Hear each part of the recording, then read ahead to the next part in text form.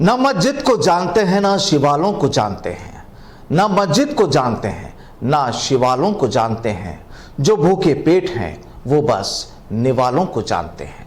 नमस्कार, मैं हूं आपके साथ प्रदीप आजाद। जब जब राजनीति की बात की जाती है तो अक्सर नजर आते हैं एक दूसरे पर आरोप प्रत्यारोप। दरअसल ये कहानी किसी एक पार्टी की नहीं बल्कि कमोबेश सभी राजनीतिक दलों के हालात कुछ ऐसे ही होते हैं।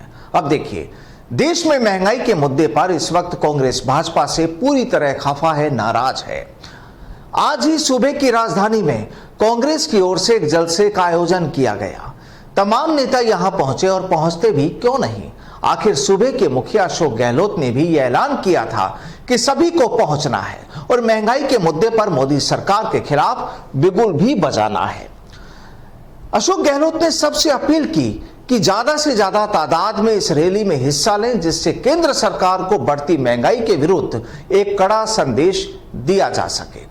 4 राज्यों के चुनाव जीतने के बाद मोदी सरकार को यह भरोसा हो गया कि चाहे कितनी भी महंगाई बढ़ जाए, लेकिन धार्मिक ध्रुवीकरण के कारण भाजपा चुनाव जीतती रहेगी और इसीलिए अधिक से अधिक तादाद में इस रैली में शामिल होकर विरोध जताएं और मोदी सरकार की निरंकुशता पर रोक लगाएं, अन्यथा इसका खामियाजा हम सबको भुगतना पड़ेगा।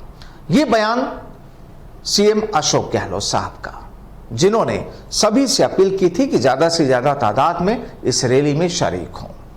लेकिन हालात देखिए, खुद सीएम गहलोत इस जलसे में शामिल नहीं हुए। घर से चंद कदमों पर ही मंच सजा था, लेकिन हुजूर पहुंचे ही नहीं। हाँ, पूर्व डिप्टी सीएम सचिन पायलट जरूर पहले ही पहुंच गए थे, जिनकी कोई पहुंचने की खबर पहले नहीं थी। अब यहां पीसीसी चीफ गोविंद सिंह डोटासरा थे, मंत्री प्रताप सिंह खाचरियावास थे और तमाम दूसरे नेता भी मौजूद थे। लेकिन आज के इस कार्यक्रम में कुछ ऐसा भी लगा कि कई कांग्रेस नेता तो मोदी सरकार के खिलाफ बोलने को तैयार ही नहीं थे और वो बोले भी नहीं, कुछ नहीं बोले। और उनके ना बोलने पर बोले तो सिर्फ डोटासरा साहब। अब देखिए, महंगाई के खिलाफ जयपुर के सिविल लाइंस फाटक पर कांग्रेस के इस धरने के दौरान मंत्रियों के भाषण देने से इनकार करने पर पीसीसी चीफ डोटासरा ने सार्वजनिक रूप से मंच से उन्हें फटकार तक लगा डाली। डोटासरा ने जिस तल्ख अंदाज में मंत्रियों को फटकारा, उसकी सियासी हलकों में चर्चाएं हैं, होनी भी थी। अब हालात देखिए, धरने में आधा दर्जन से ज्यादा मंत्री मौजूद थे, लेकिन भाषण कितने लोगों ने दिया? केवल 3 मंत्रियों ने। बाकी मंत्रियों ने मना कर दिया। गुस्साए डोटासरा ने तो यहां तक कह दिया कि कई मंत्रियों से अभी मैंने कहा कि भाषण दीजिए तो उंगली हिलाने लग गए, यानी मना करने लग गए।